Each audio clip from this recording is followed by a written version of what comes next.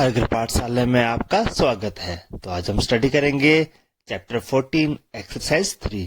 तो आपने अभी तक लाइन सिमेट्री और रोटेशन सिमेट्री के बारे में अलग अलग पढ़ा, बट अब हम इन दोनों चीजों को एक ही एक्सरसाइज में स्टडी करेंगे। जी हाँ, रैखिक सममिति और घूर्णन सममिति। तो चलो स्टार्ट करते हैं ये एक्सरसाइज। जैसे कि उदाहरण के तौर पर हम एक वर्ग को ले लेते हैं, स्क्वायर। इसके आकार को ध्यान से देखिए। आपने देखा होगा कि इसमें कितनी सममित रेखाएं हैं। जी हाँ, इसमें 4 सममित रेखाएं हैं।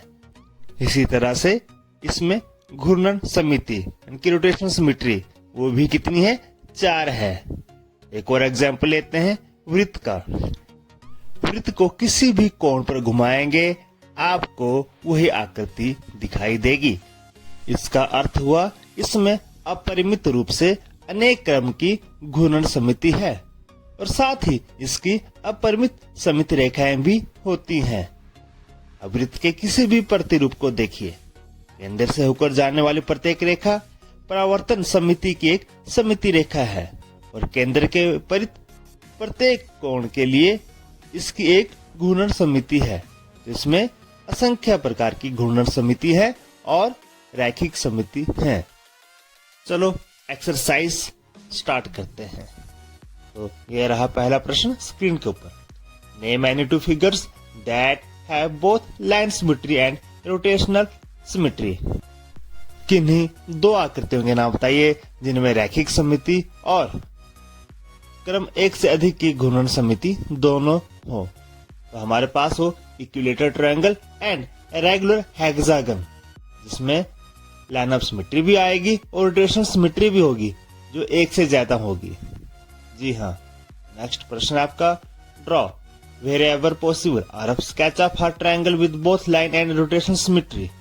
अर्थात एक ऐसी त्रिभुज बनाओ जिसमें रैखिक सममिति और क्रम एक से अधिक की घूर्णन सममिति दोनों ही हो। हमारे पास देखिए, ये हमारे पास इक्विलेटरल ट्रायंगल आ रही है। देख रहे होंगे इसमें रैखिक सममिति भी है एक से ज्यादा और घूर्णन सममिति भी है। तो यहाँ पर 3 हमारे पास ये रैखिक सममिति और घूर्णन सममिति आ जाएंगी। इस तरह से यह प्रश्न कंप्लीट हुआ। चलते हैं अपने नेक्स्ट पार्ट की तरफ। A triangle with only line symmetry and no rotational symmetry of order more than 1। हमारे पास एक ऐसी त्रिभुज बनानी है जिसमें केवल रैखिक सममिति और घूर्णन सममिति एक से ज्यादा ना हो। तो ऐसे हमारे पास आइसोसेलेस ट्रायंगल आती हैं जिसमें एक ही लाइन ऑफ सिमेट्री है और रोटेशन सिमेट्री भी एक ही है। ओके, अगले पार्ट में देखिए, quadrilateral with the rotational symmetry of order more than 1 but not a line symmetry. एक ऐसी चतुर्भुज जिसमें क्रम एक से अधिक की घूर्णन सममिति हो परंतु रैखिक सममिति नहीं होनी चाहिए। तो लाइन सिमेट्री नहीं होगी बट रोटेशनल सिमेट्री होगी। तो हमारे पास आ जाती है एक पैरेललोग्राम ये वाली, इसमें आप रोटेशनल सिमेट्री तो 2 है, ठीक है, 180 डिग्री पर ये फिर से सेम आती है बट लाइन सिमेट्री इसमें नहीं होती है। नेक्स्ट पार्ट की तरफ, quadrilateral with line symmetry but not a rotation symmetry of order more than 1। हमारे पास एक ऐसी चतुर्भुज बनानी है जिसमें केवल रैखिक सममिति हो और क्रम एक से अधिक की घूर्णन सममिति ना हो। तो ये रही हमारे पास काइट, जिसे हम पतंग भी कह सकते हैं। ओके, इसमें एक लाइन ऑफ सिमेट्री है बट इसमें रोटेशनल सिमेट्री एक से ज्यादा नहीं है। तो इसमें हम कह सकते हैं कि रोटेशनल सिमेट्री नहीं है। पूरे 360 डिग्री घूर्णन के दौरान वह एक भी बार रिपीट ना हो तो हम बोलेंगे नो रोटेशनल सिमेट्री। इसलिए 1 का मतलब होता है कि वो रिपीट नहीं हुई। If a figure has 2 or more lines of symmetry, should it have rotational symmetry of order more than 1? यदि किसी आकृति की 2 या अधिक सममित रेखाएं हो तो क्या आवश्यक है कि उसमें क्रम एक से अधिक की घूर्णन सममिति होगी? तो आंसर है यस। जी हाँ, होगी। ओके, वीडियो की शुरुआत में मैंने आपको वर्ग के बारे में बताया था। जी हाँ, तो आपने वहीं पर ये चीज देखी भी थी। तो अगला जो क्वेश्चन है इसमें आपने फिलिंग द ब्लैंक्स करना है। आप देख रहे होंगे यहाँ पर शेप दे रखी है, एक कॉलम में, दूसरे में centre of rotation, third column में आउट ऑफ रोटेशन और फोर्थ में एंगल ऑफ रोटेशन। तो ये 3 आपने कॉलम भरने हैं। इसमें जो शेप्स दे रखी हैं square, rectangle, rhombus, equilateral triangle, regular hexagon, circle या और सेमी सर्कल। ओके, तो आपने इनको फिलअप करना है। तो मैंने यहाँ पर फिलअप कर रखा है, ठीक है ना। जैसे हमारे पास वर्ग, आयत, समचतुर्भुज, समबाहु त्रिभुज, समषटभुज, वृत्त और अर्धवृत्त, इसके हमें कॉलम दे रखे हैं यहाँ पर। ओके, तो ये आपने करके देखने में आपको एक दो बता देता हूं। जैसे हमारे पास स्क्वायर है यहाँ पर, ठीक है। इसमें जो सेंटर ऑफ रोटेशन है, इसके इंटरसेक्शन पॉइंट ऑफ डायगोनल, जो इसका जो डायगोनल होते हैं, इनके जो इंटरसेक्टिंग पॉइंट होते हैं, वहां पर हम सेंटर ऑफ रोटेशन कह सकते हैं। और ऑर्डर ऑफ रोटेशन इसका 4 होता है। तो जब 4 होगा तो आपने सिंपल सी बात है 360 डिग्री को डिवाइड करना है 4 से, तो एंगल ऑफ रोटेशन 90 डिग्री आ जाएगा। आपको मैं एक ट्रिक बताता हूँ। जैसे ही आपने देखो सेंटर ऑफ रोटेशन तो क्या होगा, उसका सेंटर वाला पॉइंट कैसे आएगा। जैसे स्क्वायर, रेक्टेंगल और रोम्बस और रेगुलर हेक्सागन, मतलब ये जो 4 भुजाओं वाली जो आकृति होती है, 4 से अधिक भुजाओं वाली आकृति होती है, इनके जो इंटरसेक्टिंग पॉइंट होते हैं उनके डायगोनल ही होते हैं। ओके, अब जो रेगुलर हेक्सागन है, ठीक है, जो रेगुलर शेप होती है उसकी जितनी भुजाएं होती है उतने ही ऑर्डर होते हैं। बाकी हमारे पास जो रोमेंट होते हैं उनके डायगोनल ही होते हैं। ओके, अब जो रेगुलर हेक्सागन है, ठीक है, जो रेगुलर शेप होती है उसकी जितनी भुजाएं होती है उतने ही ऑर्डर होते हैं। बाकी हमारे पास जो रोम्बस है, जो आयत है, ठीक है ना, और समचतुर्भुज है, इनके 2-2 ऑर्डर ऑफ रोटेशन होंगे। ठीक है, अब एंगल ऑफ रोटेशन कैसे निकालेंगे, आपने क्या करना है, जितने ऑर्डर ऑफ रोटेशन है, जैसे ऑर्डर ऑफ रोटेशन 4 है, तो आपने क्या करना है 360 डिग्री एक कंप्लीट एक रोटेशन पूरी करता है, तो आपने 360 डिग्री को 4 से डिवाइड कर देना है। देखिए हर केस में ऐसा ही हो रहा है। जैसे रेक्टेंगल है, आउट ऑफ रोटेशन 2 है, तो 360 डिग्री को 2 से डिवाइड करेंगे 180 डिग्री एंगल ऑफ रोटेशन आएगा।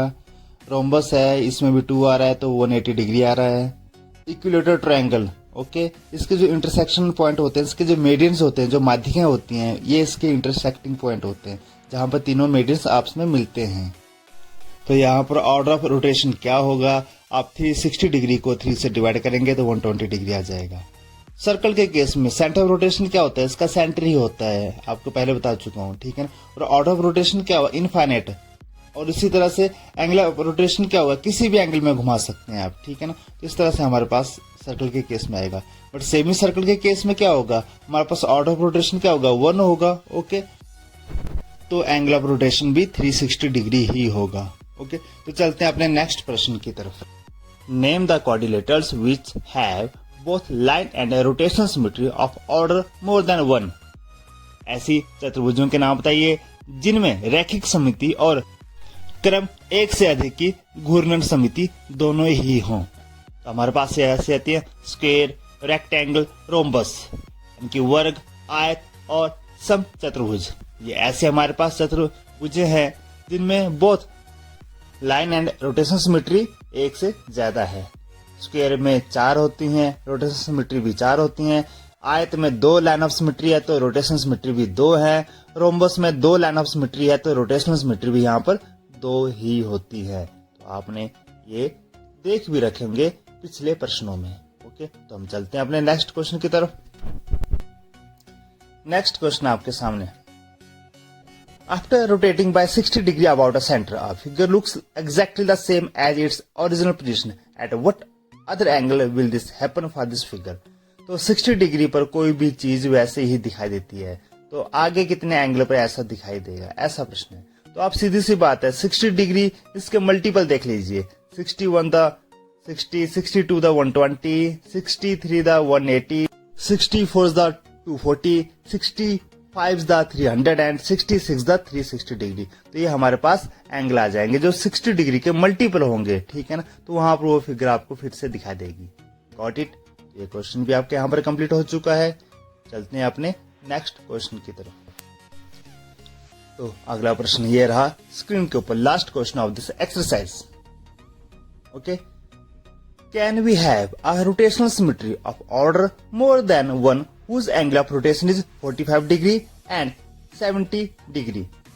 तो प्रश्न है क्या हमें कोई ऐसा क्रम एक से अधिक की घूर्णन समिति प्राप्त हो सकती है जिसके घूर्णन के कोण मतलब एंगल ऑफ रोटेशन 45 डिग्री हो और 17 डिग्री हो, 17 डिग्री। तो देखिए सीधी सी बात है, जो 360 डिग्री के फैक्टर होंगे वही हमें रोटेशनल सिमेट्री देंगे। यहाँ पर 45 डिग्री 360 डिग्री का फैक्टर है, बट जो 17 है वो इसका फैक्टर नहीं है।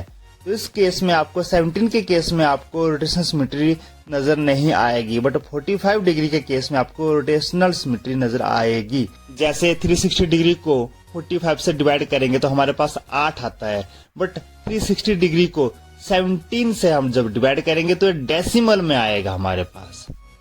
तो ये 360 डिग्री का फैक्टर नहीं है। तो इस तरह से ये प्रश्न भी आपका कंप्लीट हुआ। तो इसी के साथ ही आपकी ये एक्सरसाइज भी कंप्लीट हो जाती है। 7th क्लास का हर घर पाठशाला में ऑनलाइन वीडियो के जरिए जो हमारा सिलेबस चला हुआ है वो आज समाप्त होता है। नेक्स्ट टाइम से हम रिवीजन स्टार्ट करेंगे। तो एग्जाम के लिए आपको ऑल द बेस्ट। हम मिलेंगे कल रिवीजन के साथ। जीके पार्टी जो मेरे चैनल का नाम है, आपने इसको सब्सक्राइब जरूर करना है और अगली वीडियो का वेट करना है। तब तक thank you and have a nice day.